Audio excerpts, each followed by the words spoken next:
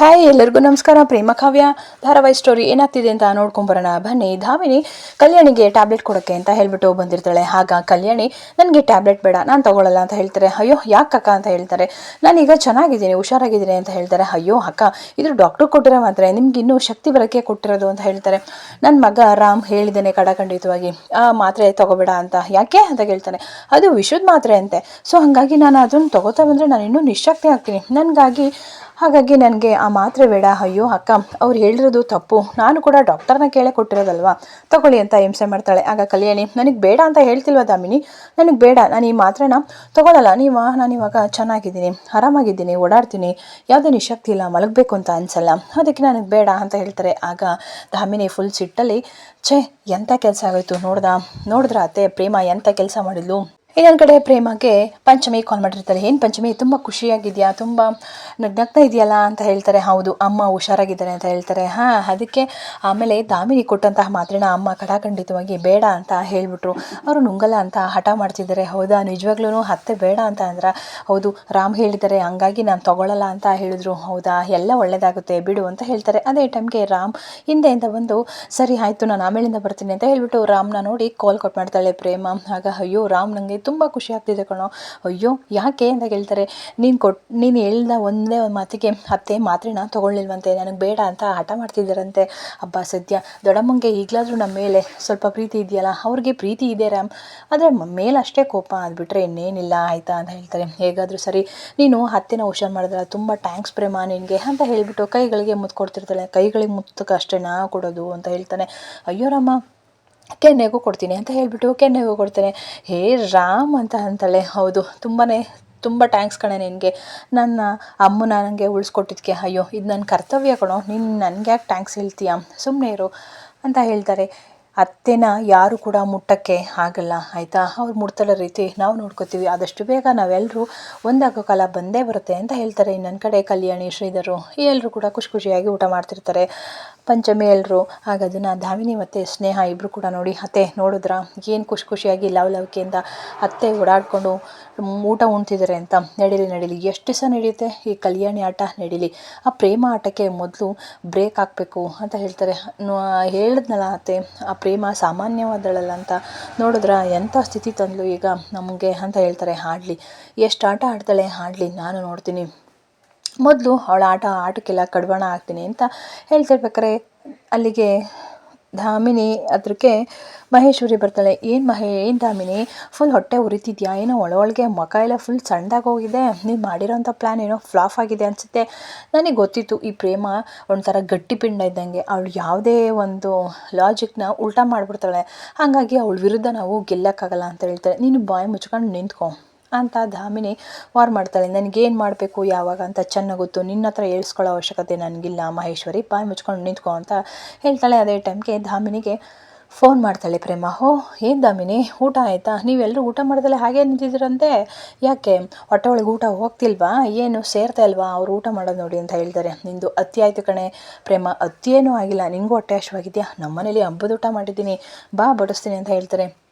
ನೀನು ಮಾಡಿರೋ ಹಬ್ಬದ ಊಟ ನನಗೆ ಸಾಕಾಗಲ್ಲ ಕಣೆ, ನೀನು ರಕ್ತನೇ ಕುಡಿದ್ರೂ ನನಗೆ ಸಮಾಧಾನ ಆಗಲ್ಲ ಅಂತ. ನನ್ನ ರಕ್ತ ಕುಡಿತೀಯಾ, ಅಷ್ಟೊಂದು ಧೈರ್ಯ ಇದೆಯಾ ನಿನಗೆ, ಮತ್ತು ಈ ದಾಮಿನಿ ಏನು ಅನ್ನೋದನ್ನು ತೋರಿಸ್ತೀನಿ. ನಾನು ಇನ್ನೂ ಆಟಕ್ಕೆ ಇಳಿದಿಲ್ಲ ಕಣೆ, ಆಟಕ್ಕೆ ಇಳಿಬೇಕು, ನೀನು ಆಟಕ್ಕೆ ಇಳಿತೀಯಾ ಅಂತಲೇ ನಾನು ಕಾಯ್ತಾ ಇದ್ದೇನೆ ದಾಮಿನಿ, ಯಾವಾಗ ಇಳಿಯೋದು, ನೀನು ಆಟ ಶುರು ಮಾಡು ಬೇಗ, ನಾನು ಕೂಡ ಕಾಯ್ತಾ ಇದ್ದೀನಿ ಅಂತ ಹೇಳ್ತಾರೆ. ಆದಷ್ಟು ಬೇಗ ಶುರು ಮಾಡ್ತೀನಿ, ನೀನು ಏಟಿಗೆ ಎದುರೇಟ್ ಕೊಡ್ತೀನಿ ಅಂತ ಹೇಳಿ ದಾಮಿನಿ ಪ್ರೇಮಗೆ ವಾರ್ ಮಾಡ್ತೇನೆ. ಏನು ಮಾಡ್ಕೋತೀಯಾ ಮಾಡ್ಕೋಗು, ನಮ್ಮ ಅತ್ತೆನ ನೀನು ಟಚ್ ಕೂಡ ಮಾಡೋಕ್ಕಾಗಲ್ಲ ನಾನು ಇರೋವರೆಗೂ ಅಂತ ಹೇಳ್ತಾರೆ. ಹೌದಾ, ಸರಿ ಆಯಿತು, ನಾನು ಏನು ಮಾಡ್ತೀನಿ ಅಂತ ನೋಡ್ತಾ ಇರು ಅಂತ ಹೇಳ್ತಾರೆ. ಇನ್ನೊಂದು ಕಡೆ ಬುಡ್ಬುಡ್ಕೆ ಅವನು PG ಮುಂದ್ಗಡೆ ಬಂದಿರ್ತಾನೆ. ಆಗ ಭವಿಷ್ಯ ಹೇಳ್ಕೊಂಡು ಅದೇ ಟೈಮ್ಗೆ ಕಾವ್ಯನೂ ಕೂಡ ಅಲ್ಲಿಗೆ ಬರ್ತಾಳೆ. ನೀವು ಚೆನ್ನಾಗಿ ಭವಿಷ್ಯ ಹೇಳ್ತೀರಂತೆ, ನಂದು ಏನಿದೆ ಅಂತ ದಯವಿಟ್ಟು ಹೇಳ್ತೀರಾ ಅಂತ ಹೇಳ್ತಾರೆ. ಅದಕ್ಕೇನಮ್ಮ, ಆಯಿತು ನಿನ್ನ ಬಗ್ಗೆ ಹೇಳ್ತೀನಿ ಅಂತ ಹೇಳ್ಬಿಟ್ಟು ಅವ್ನ ಮುಖ ಚಹನೆ ನೋಡಿ ಹೇಳ್ತಾನೆ.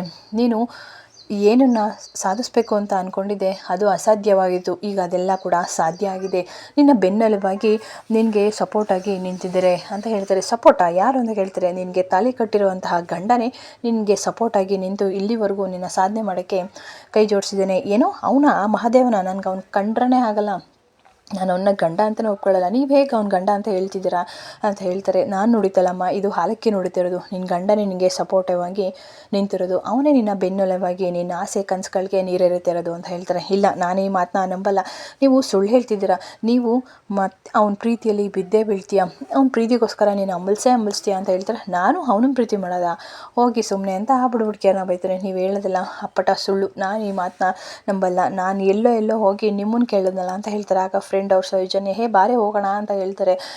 ಬುಡ್ಬುಡ್ಕಿ ಅವ್ರು ಹೇಳ್ತಿರೋದು ನಿಜ ಆಗುತ್ತೆ ಕಣೆ ಅಂತ ಹೇಳ್ತಾರೆ. ನಾನು ಅವೆಲ್ಲ ನಂಬಲ್ಲ, ಬೇಕಿದ್ರೆ ನೀನು ಕೇಳ್ಕೊ ಅಂತ ಹೇಳ್ಬಿಟ್ಟು ಕಾವ್ಯ ಅಲ್ಲಿಂದ ಹೊರಟಾಗ್ತಾಳೆ. ಆಗ ಬುಡ್ಬುಡ್ಕಿ ಅವನು, ನಾನು ಹೇಳೋ ಮಾತು ಯಾವುದು ಕೂಡ ಸುಳ್ಳಾಗಲ್ಲ ತಾಯಿ, ನಿನ್ನ ಜೀವನದಲ್ಲಿ ನಡೆಯುತ್ತೆ ಅಂತ ಹೇಳ್ತಾರೆ. ಆಗ ಇನ್ನೊಂದು ಕಡೆ ಅದು ನಿಜ ಆಗೇ ಬಿಡುತ್ತೆ. ಕಾವ್ಯ ಮಹಾದೇವನ ಹುಡ್ಕೊಂಡು ಬರ್ತಾರೆ. ಮಹಾದೇವ ನಿಂತ್ಕೋ, 5 ನಿಮಿಷ ನಿಂತ್ಕೋ, ಮಹಾದೇವ ಅಂತ ಹೇಳಿ ಜೋರಾಗಿ ಕೂಕ್ಕೊಂಬರ್ತಾ ಇರ್ತಾರೆ. ಹೇ ಏನೇನಿಂದು ಕ್ವಾಟ್ಲೆ, ಹೋಗೆ ನಾನು ಹೋಗಬೇಕು ಅಂತ ಹೇಳ್ಬಿಟ್ಟು ಅಲ್ಲಿಂದ ಹೋಗ್ತಾರೆ. ಆಗ ಕಾವ್ಯ ಒಬ್ಬಳೆ ಮಾತಾಡ್ತಾ ನಿಂತಿರ್ತಾಳೆ. ದಯವಿಟ್ಟು ನಾನು ಕ್ಷಮಿಸ್ಬಿಡು ಮಹಾದೇವ, ನಿನ್ನ ಪ್ರೀತಿನ ನಾನು ಅರ್ಥ ಮಾಡ್ಕೊಳ್ತೇನೆ. ಇಷ್ಟು ದಿವಸ ನಾನು ಗೋಲ್ಡ್ ಪಟ್ಬಿಟ್ಟಿದ್ದೀನಿ, ನನಗೆ ಇವಾಗ ಗೊತ್ತಾಗಿದೆ ನಿನ್ನ ಪ್ರೀತಿ ಬೆಲೆ, ನನ್ನ ಪ್ರೀತಿನ ನಿನ್ನ ಹತ್ರ ಹೇಳ್ಕೋಬೇಕು ಮಹಾದೇವ ಅಂತ ಹೇಳೋ ಅಷ್ಟರೊಳಗೆ ಮಹಾದೇವ ಹೋಗ್ಬಿಟ್ಟು ಕಾರ್ ಹತ್ತಾ ಇರ್ತಾನೆ. ಮಹಾದೇವ ನಿಂತ್ಕೋ, ನಾನು ಆಗ್ಲಿಂದ ಓಡ್ ಬರ್ತಿದ್ದೀನಿ, ಯಾಕೆ ಹೋಗ್ತಿದ್ಯಾ ಅಂತ ಕೇಳ್ತಾರೆ. ಏನಮ್ಮೆ ನಿಂದು ಕ್ವಾಟ್ಲೆ, ಏನಂತ ಹೇಳು, ನೀನು ಇನ್ನೇನು ಮಾಡಕ್ಕೆ ಬೈತೀಯ, ನೀನು ನನ್ನನ್ನು ಬೈಯೋಕ್ಕೆ ಅಂತ ಬಂದಿರ್ತೀಯ, ನಿನಗೆ ನಿನ್ನ ಬೈಯೋದು ಬಿಟ್ಟರೆ ನಿಂಗೆ ಇನ್ನೇನು ಕೆಲಸ ಹೇಳು, ನಿಂದು ಒಂಥರ ಕಲ್ಲು ಹೃದಯ, ಕಲ್ಲು ಮನಸ್ಸು, ಹಾಗಾಗಿ ನಿನ್ನ ಮನಸ್ಸಲ್ಲಿ ಪ್ರೀತಿ ಅನ್ನೋದೇ ಹುಟ್ಟಲ್ಲ ಕಣಮ್ಮೆ, ಈಗಲೂ ಅಷ್ಟೇ ನನ್ನನ್ನು ಬೈಯೋಕ್ಕೆ ಅಂತಲೇ ಬಂದು ನಿಂತಿದ್ಯಾ, ನೋಡು ಮಕ ಹೆಂಗೆ ಮಾಡ್ಕೊಂಡು ನಿಂತಿದ್ಯಾ, ಸಿಡಿ ಅಂತಿದ್ಯಾ ಅಂತ ಹೇಳ್ತಾರೆ. ಅಯ್ಯೋ ಮಹಾದೇವ ಇಳಿ ಕೆಳಗೆ, ನೀನು ನಾನು ಆಗ್ಲಿಂದ ಕೂಕೊಂಡು ಬರ್ತಾ ಇದ್ದೀನಿ ಅಂತ ಹೇಳ್ತೀರಾ. ಆಗ್ಲಿಂದ ಹೇಳ್ತಾ ಇಲ್ವಾ, ನಿನಗೆ ನನ್ನ ಬೈಯೋದು ಅಂದ್ಬಿಟ್ರೆ ನಿಂಗೆ ಇನ್ನೇನೂ ಬರಲ್ಲ, ನಿನ್ನ ಮನಸ್ಸಲ್ಲಿ ಕಲ್ಲು ಇಟ್ಕೊಂಡ್ಬಿಟ್ಟಿದ್ಯಾ, ಕಲ್ಲು ಪ್ರೀತಿ, ಹಾಗಾಗಿ ನನ್ನ ಪ್ರೀತಿ ನಿನಗೆ ಅರ್ಥ ಆಗ್ತಿಲ್ಲ, ಯಾಕೆ ನನ್ನ ದಾರಿಗೆ ಅಡ್ಡ ಬರಬೇಡ, ನನಗೆ ತುಂಬ ಕೆಲಸ ಐತೆ, ನಾನು ಹೋಗ್ತೀನಿ ಬಿಡು ಅಂತ ಹೇಳ್ತಾರೆ. ಬಾಯ್ಲಿ, ನಾನು ನಿನಗೇನೋ ಹೇಳಬೇಕು ಅಂತ ಹೇಳ್ಬಿಟ್ಟು ಮಹಾದೇವನ ಕಾವ್ಯ ಕರ್ಕೊಂಡು ಬರ್ತಾಳೆ. ಬಿಡು ಕಾವ್ಯ ನನ್ನ ಕೈನ ಅಂತ ಹೇಳ್ತಾರೆ. ದಯವಿಟ್ಟು ಅರ್ಥ ಮಾಡ್ಕೊ, ಇಷ್ಟು ದಿನ ನಾನು ಇನ್ನು ಅಪಾರ್ಥ ಮಾಡ್ಕೊಂಡಿದ್ದೆ ಮಹಾದೇವ, ದಯವಿಟ್ಟು ನನ್ನ ಕ್ಷಮಿಸ್ಬಿಡು ಅಂತ ಹೇಳ್ತಾರೆ. ಏನು ಕ್ಷಮೆನಾ, ಏನು ನಿನ್ನ ಪ್ರೀತಿನ ನೀನು ನನ್ನ ಪ್ರೀತಿಸ್ತೀಯ, ಅದೆಲ್ಲ ಸುಳ್ಳು ಮೋಸ ಅಂತ ಹೇಳ್ತಾರೆ. ಬಾ ಮಹಾದೇವ ಇಲ್ಲಿ, ನಾನು ನಿನ್ನ ಹತ್ರ ಏನು ಹೇಳಬೇಕು ಅಂತ ಹೇಳ್ಬಿಟ್ಟು ಅಲ್ಲೊಂದು ಪಾರ್ಕ್ ಇರುತ್ತೆ. ಆ ಪಾರ್ಕ್ ಒಳಗಡೆ ಮಹಾದೇವನ ಕರ್ಕೊಂಡು ಹೋಗ್ತಾರೆ. ಮಹಾದೇವ ಫುಲ್ ಖುಷಿಯಾಗಿರ್ತೀನಿ. ಅಂದರೆ ನನ್ನ ಹೆಂಡ್ತಿ ನನ್ನ ಒಪ್ಕೊಂಡ್ಳು, ನನ್ನ ಗಂಡ ಅಂತ ಒಪ್ಕೊಂಡಿದ್ದಾಳೆ ಅಲ್ವಾ, ನನ್ನನ್ನು ಎಲ್ಲರಿಗಿಂತ ಹೆಚ್ಚಾಗಿ ಪ್ರೀತಿಸ್ತಾಳಲ್ವ ಅಂತ ಹೇಳ್ಬಿಟ್ಟು ಮನಸ್ಸಲ್ಲೇ ಹಾಗೆ ಅನ್ಕೋತಿರ್ತಾನೆ. ಹೊರಗಡೆ ತೋರಿಸಿದ್ರೆ ಏನಾದರೂ ಅನ್ಕೋತಾಳೆ ಕಾವ್ಯ ಅಂತ ಹಾಗೆ ನಿಂತಿರ್ತಾಳೆ. ಆಗ ಕಾವ್ಯ ಒಂದು ಪಾರ್ಕ್ ಒಳಗಡೆ ಕರ್ಕೊಂಡೋಗ್ಬಿಟ್ಟು ಅವಳನ್ನ ಹಾಗೆ ತಪ್ಕೋತಾಳೆ. ಏನು ಮಾಡ್ತಿದ್ಯಾ, ಹೌದು ನಾನು ನಿನ್ನನ್ನು ತುಂಬ ಪ್ರೀತಿಸ್ತಾ ಇದ್ದೀನಿ ಮಹಾದೇವ, ನಿನ್ನ ಪ್ರೀತಿನ ನಾನು ಅರ್ಥ ಮಾಡ್ಕೊಳ್ದಲ್ಲಿ ಸೋತೋಗಿದ್ದೆ, ದಯವಿಟ್ಟು ನನ್ನ ಕ್ಷಮಿಸ್ಬಿಡು, ಐ ಲವ್ ಯು ಮಹಾದೇವ ಅಂತ ಹೇಳ್ತಾರೆ. ಆಗ ಮಹಾದೇವನಿಗೆ ಫುಲ್ಲು ಖುಷಿಯಾಗುತ್ತೆ. ಏನಪ್ಪ ಇದು, ನನ್ನ ಹೆಂಡತಿ ನನ್ನ ಒಪ್ಕೊಂಡ್ಲ ಅಂತ, ನಿಜವಾಗ್ಲೂ ನೀನು ಅಪ್ಪಟ ಚಿನ್ನ, ನೀನು ಬಂಗಾರ ಮಹಾದೇವ, ಇಷ್ಟು ದಿನ ನಿನ್ನ ಪ್ರೀತಿನ ಅರ್ಥ ಮಾಡ್ಕೊಳ್ಳಿಲ್ಲ, ನಾನು ಓದಿಗೆ ಇಷ್ಟು ಸಹಾಯ ಮಾಡಿದ್ಯಾ ನಾನು ನಿನ್ನನ್ನು ಅರ್ಥನೇ ಮಾಡ್ಕೊಳ್ಳಿಲ್ಲ ಅಂತ ಹೇಳ್ತಾರೆ. ಅದು ನೋಡಿದ್ರೆ ಕನಸಾಗಿರುತ್ತೆ. ಕಾವ್ಯ ಮಲಗಿರಬೇಕಾದ್ರೆ ಹಾಗೆ ಕನಸೊಳಗೆ ಬಿದ್ದಿರುತ್ತೆ. ಅಯ್ಯೋ ರಾಮ ಅಂತ ಹೇಳಿ ಜೋರಾಗಿ ಕೂಗ್ತಾಳೆ. ಆಗ ಅವಳ ಫ್ರೆಂಡು, ಹೇ ಕಾವ್ಯ ಏನಾಯಿತು, ಏನಾದರೂ ದೆವ್ವದ ಕನಸು ಏನಾದರೂ ಬಿತ್ತಾ? ಅಯ್ಯೋ ದೆವ್ವದ ಕನಸು ಬಿದ್ದರೆ ಪರವಾಗಿರಲಿಲ್ಲ ಕಣೆ, ನನ್ನ ಗಂಡ ಕನಸಲ್ಲಿ ಬಂದಿದ್ದ, ಮಹಾದೇವ ಕನಸಲ್ಲಿ ಬಂದಿದ್ದ, ಅಯ್ಯೋ ಇನ್ನೂ ಒಳ್ಳೆಯದೇ ಅಲ್ವೇ, ನಿನ್ನ ಗಂಡ ನಿನ್ನ ಕನಸಲ್ಲಿ ಬಂದರೆ, ಅಯ್ಯೋ ನಂಗೆ ಅವನು ನಿಜ ಜೀವನದಲ್ಲೂ ಅಷ್ಟು ಕಾಟ ಕೊಡ್ತಾನೆ, ಕನಸಲ್ಲೂ ಬಂದು ಅಷ್ಟು ಕಾಟ ಕೊಡ್ತಾನೆ ಕಣೆ, ಏನೇ ಇದು, ಅದನ್ನೆಲ್ಲ ಕಾಟ ಅಂತಾರೆ. ನಿನ್ನ ಗಂಡ ನಿನ್ನ ಕನಸಲ್ಲಿ ಬಂದಾನೆ ಅಂದರೆ ಏನು ಸಮಾಚಾರ ಅಂತ ಹೇಳ್ತಾನೆ. ಅಯ್ಯೋ ದೇವ್ರೆ, ಅದೊಂದು ದೊಡ್ಡ ಇದು, ನಾನು ಅವನ ಹಿಂದೆ ಹೋಗೋದಂತೆ, ನಾನು ಅವನಿಗೆ ಪ್ರಪೋಸ್ ಮಾಡೋದಂತೆ, ಅವನಿಗೆ ಹೂವೆಲ್ಲ ಕೊಟ್ಬಿಟ್ಟು ನಾನು ಅವನ್ನ ಒಪ್ಕೊಂಡು ಪ್ರೀತಿ ಮಾಡ್ತಾಯಿದ್ದೀನಿ. ಆ ರೀತಿ ಕನಸು, ಯಪ್ಪ ದೇವ್ರೆ, ನಂಗೆ ಅದನ್ನು ನೆನೆಸ್ಕೊಂಡ್ರೆ ಕೆಟ್ಟು ಕೋಪ ಬರುತ್ತೆ. ಅವನಂತೂ ಈ ರೋಡ್ ಕೆಳಗಡೆ ಹಾಕ್ಬಿಟ್ಟು ಗಾಡಿ ಹತ್ತಿಸ್ಬಿಡೋಣ ಅನ್ನೋ ಅಷ್ಟು ಸಿಟ್ಟು ಬರ್ತಿದೆ ನನಗೆ ಅಂತ ಹೇಳ್ತಾರೆ. ಅಯ್ಯೋ ಅದೆಲ್ಲ ಯಾಕೆ, ಅವ್ನು ನನ್ನನ್ನು ಅಷ್ಟು ರೇಗಿಸಿದ್ದಾನೆ, ಅಷ್ಟು ಹಣಗಿಸಿದ್ದಾನೆ, ಅಂಥದ್ರಲ್ಲಿ ನಾನು ಅವನ್ನ ಪ್ರೀತಿಸೋದ, ಇಲ್ಲಪ್ಪ ಅಂತ ಹೇಳ್ತಾರೆ. ನಾನು ನನ್ನ ಗುರಿನ ಸಾಧಿಸಲೇಬೇಕು, ನನ್ನ ಗುರಿ ಸಾಧಿಸೋಕ್ಕೆ ಅಡ್ಡ ಬರೋಕ್ಕೆ ಅಂತ ಹೇಳೇ ನನ್ನ ಕನಸಲ್ಲಿ ಈ ರೀತಿ ಬಂದು ಕಾಡ್ತಾ ಇದ್ದಾನೆ. ನಾನಂತೂ ಅವನ್ನ ಸುಮ್ಮನೆ ಬಿಡಲ್ಲ. ಅವ್ನು ನನ್ನ ಆಸೆ ಕನಸುಗಳಿಗೆ ಗುರಿಗಳಿಗೆ ಅಡ್ಡ ಬಂದರೆ ನಿಜವಾಗ್ಲೂ ರೋಡ್ ಕೆಳಗೆ ಹಾಕ್ಬಿಟ್ಟು ಗಾಡಿನ ಹತ್ತಿಸ್ಬಿಡ್ತೀನಿ ಅಂತ ಹೇಳ್ತಾ ಇರ್ತಾಳೆ.